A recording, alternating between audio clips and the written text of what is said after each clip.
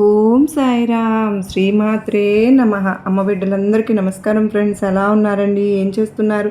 అందరూ బాగున్నారు కదా? మన అమ్మ దయ వలన అందరూ బాగుండాలని మనస్ఫూర్తిగా అమ్మవారిని కోరుకుంటూ, అమ్మవారి కృపా కరుణా కటాక్షములు మనందరిపైన నిండుగా మెండుగా ఉండాలి అని మనస్ఫూర్తిగా ఆ తల్లిని వేడుకుంటూ, బిడ్డ ఈరోజు వీడియోలో మనం అమ్మవారు చెప్పే సందేశం ఏంటంటే, ఒంటరిగా వినమ్మ, నీతో ఈ తల్లి ఈరోజు మాట్లాడే తీరాలి. ఎవరి దగ్గర చెప్పకుండా ఒంటరిగా విను, నీకోసం ఒక తీపి వార్త తీసుకొచ్చాను అని చెప్పి అమ్మవారు అయితే అందుకు ఒక మంచి విషయం చెప్పబోతూ ఉన్నారు ఫ్రెండ్స్.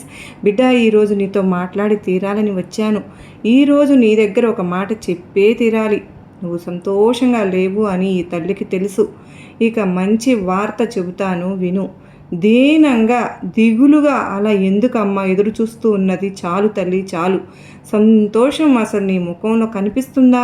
కనిపించడమే లేదు. ఆ సంగతి ఈ తల్లికి నాకు తెలియదు అనుకున్నావా? అది నీ మొహంలో కనిపిస్తుందమ్మ, కొట్టొచ్చినట్టు.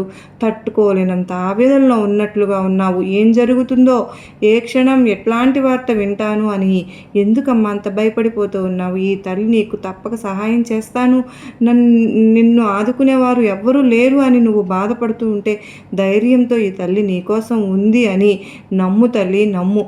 ఇది విన్నాక నీకే అర్థమవుతుంది నువ్వు పైకి ఎంత నవ్వుతూ ఉన్నావో నీ లోపల నువ్వు ఎంత రగిలిపోతూ అగ్నిగుండం నీ మనసులో ఉందని నాకు తెలుసు తల్లి, నాకు తెలుసు. నేను నిజంగా నవ్వుతున్నాను, అందరూ సంతోషం దుఃఖం అన్నా నాకు తెలుసు తల్లి. నాకు తెలియందంటూ ఏమీ లేదు. ఈ దుర్గమ్మకు తెలియకుండా ఉంటుందా చెప్పు? ఎందువల్లనంటే బిడ్డల కష్ట సుఖాలు తల్లికి మాత్రమే కదా అన్నీ తెలుస్తాయి. కానీ నాకు మాత్రం ఎందుకు నీ దుఃఖాన్ని నాకు కనిపించకుండా చేస్తున్నావు? ఎందుకు చేయాలి అని అనుకుంటున్నావు? అసలు ఈ విషయాన్ని నిన్ను అడగాలి. నువ్వు చెప్పనంత మాత్రాన నీ తల్లికి నీ మనసులోని బాధ తెలియకుండా ఉంటుందా? జీవితంలో ఉన్న అన్ని చోట్ల నా బిడ్డలు ఎక్కడ ఉన్నా కూడా సరే వాళ్ళని గెలిపించుకోవాలి, వాళ్ళకి ఏ కష్టము రాకుండా నేనే చూసుకోవాలి అని ఎంతగానో తాపత్రయపడుతూ ఉంటాను. నువ్వు అలాగే తల్లి దుర్గమ్మ నాకు సహాయం చేయకపోతుందా, నా తల్లి నన్ను ఆదుకోకపోతుందా అని నన్ను ప్రాధేయపడుతూ ఎదురు చూస్తూ ఉన్నావు కదూ బిడ్డ. నువ్వు నన్ను నమ్మినప్పటి నుంచి కూడా నన్నే నమ్ముకున్నావు. కానీ ఎందుకు ఇన్ని బాధలు నాకు అని ఎన్నో రోజులు నువ్వు ఈ తల్లి దగ్గర నీ మనసు ఆవేదన మనసులోనే కన్నీరు రూపంలో చెప్పుకుని ఉన్నావు. అమ్మా దుర్గమ్మ, ఈ కర్మలు నేను ఎప్పటి వరకు అనుభవించాలి తల్లి? ఈ కష్టాలతో నేను బతకలేక అల్లాడిపోతున్నానమ్మా. ఎంతకాలం ఇంతటి ఒంటరి పోరాటం చేయాలి తల్లి? నువ్వు ఉన్నావని ధైర్యంతో కాలం గడుపుతూ నా బాధ్యత నీకు ఉన్నది కదా, నా సమస్యకు పరిష్కారం చూపిస్తావు అని నిన్నే ప్రాధేయపడుతూ నిన్నే నమ్ముకొని కన్నీటితో స్వాగతం చెప్తూ ఉన్నావు. నువ్వు నా వైపు దీనంగా అడగడం నాకు ఎంతగానో బాధగా ఉంది బిడ్డ. అన్నీ నాకు అర్థమవుతున్నాయమ్మా. నీ కర్మదోషాలు తొలగే వరకు ఈ బాధలు కష్టాలు అనుభవించక తప్పదు. నీ యొక్క ఓపిక అనే నమ్మకం అనే ధైర్యం అనే నీ బలంగా మార్చుకుని తప్పకుండా నువ్వు గెలిసే తీరుతావు. నీ ధైర్యమే నీకు శ్రీరామ రక్షగా ఉంటుంది. దేనికి కూడా నువ్వు భయపడకుండా నా తల్లి దుర్గమ్మ నాకు అండగా ఉంది. ఎలాంటి శత్రు భయం అలాగే భీతి భయం లేకుండా నన్ను కాపాడుతుంది. ఈ గెలుపు పోరాటంలో ఆ తల్లి నన్ను రక్షించి నన్ను గెలిపిస్తుంది అని అనుమానం లేకుండా నమ్మకంగా ఉన్నావు. ఇప్పుడు నువ్వు అనుభవిస్తున్న కష్టం నీ జీవిత కాలానికి ఒక పెద్ద పరీక్ష తల్లి. అతి త్వరలో నీకు సంతోషం అనేది రాబోతోందమ్మా. అతి త్వరలో నీకు ఆనందం రాబోతోంది. ఈ తల్లి దుర్గమ్మ చెప్పిన మాట నువ్వు వింటావు కదా బిడ్డ? తప్పకుండా విన్నావు అంటే నీకే తెలిసి వస్తుంది తల్లి. ఒక్క విషయం నువ్వు మనసులో గుర్తుంచుకో. ఈ లోకంలో దేని మీద కూడా ఆశ అనేది ఉంచుకోకు. అది బంధమైనా సరే వస్తువైనా సరే కానీ అమ్మ, దేనినైనా సరే నువ్వు ఎక్కువగా అభిమానించవద్దు. అలా అభిమానించి అది దక్కలేదు అంటే తీరని బాధతో నీ మనసు ఎంతగానో కృంగిపోతుంది, బాధపడుతుంది. ఏదైనా సరే తట్టుకోగల మనోధైర్యాన్ని నువ్వు పెంచుకోవాలి.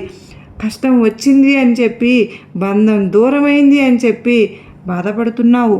నీకు ఇప్పుడు కాలం బాగాలేదు అంటే, టైము బాగాలేదు అని దిగులు చెందకు.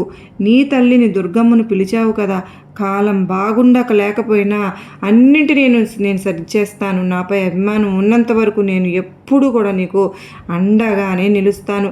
నీ యొక్క కాలం బాగాలేదు, సమయం సరిగ్గా లేదు అన్నా కూడా ఆ సమయాన్నైనా సరే నేను సరిచేసి నీకు సాయం చేస్తానమ్మా. నీ తల్లి స్మరణ నన్ను ఎప్పుడు కూడా నీ చుట్టే తిప్పేలా చేస్తోంది బిడ్డ. ఈ తల్లి స్మరణ చేసే నీకు ఎలాంటి గ్రహదోషాలు, జాతక దోషాలు ఏవి కూడా అడ్డురావు బిడ్డ. నన్ను వెతుక్కుంటూ నా దగ్గరకు వస్తూ ఉన్నావు. నీ దగ్గర ఉన్న అతి మంచి గుణం ఏమిటో ఇప్పుడు చెప్తాను విను.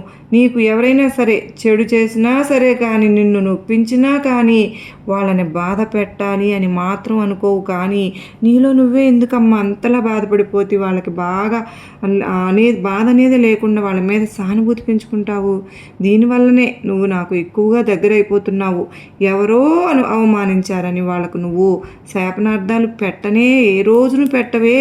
వాళ్ళు చెడిపోవాలని నీ మనసులో కూడా తలంపు కూడా రాదు.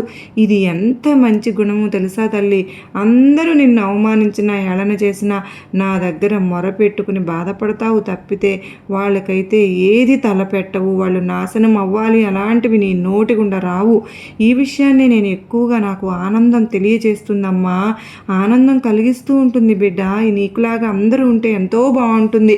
మామూలుగానే ఎవరైనా సరే చెడు తలపెడితే వాళ్ళ నాశనం చేయాలి, బాగుండకూడదని శాపనార్థాలు పెట్టే వాళ్ళలో నువ్వు విభిన్నమైన బిడ్డవమ్మా. ఈ యొక్క మాటలు వింటున్న నువ్వు మంచి మనసు గల బిడ్డవు కనుకనే నేను నీకు ఇంత ఓపికగా చెప్తున్నాను.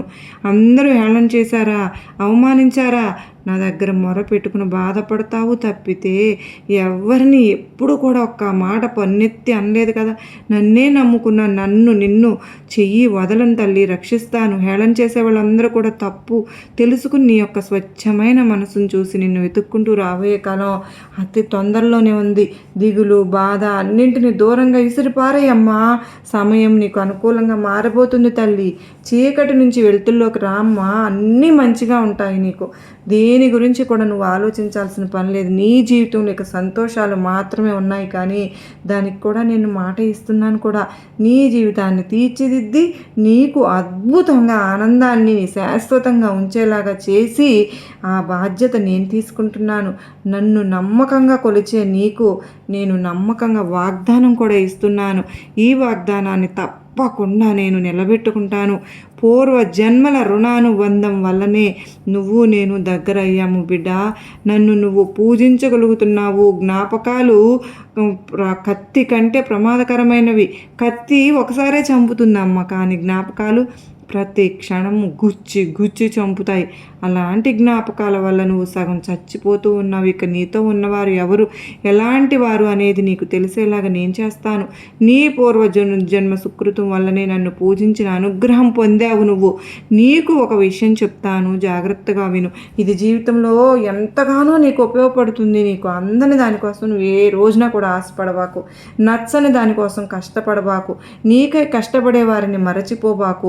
నిన్ను ఇష్టపడేవారిని నీ జీవితంలో ఎప్పుడూ కూడా అసలు వదులుకోకు.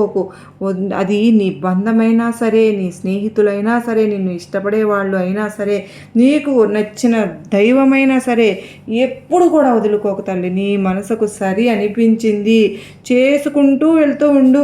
మనసు ఒప్పుకోకుండా ఇది అన్యాయం, అధర్మం అంటే దాన్ని చిటికెన వేలుతో కూడా తాకవద్దమ్మా.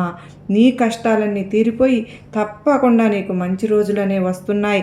ఈ అమ్మ వాగ్దానం నిజమవుతుంది. నీకు నా ఆశీర్వాదాలు ఎప్పుడూ ఉంటాయి బిడ్డ. అన్ని సౌకర్యాలు నీకు అంతా కూడా నేను అనుకూలంగా చేసి నేను నీకు మంచి చేస్తాను అని నమ్మితే నువ్వు చాలమ్మా.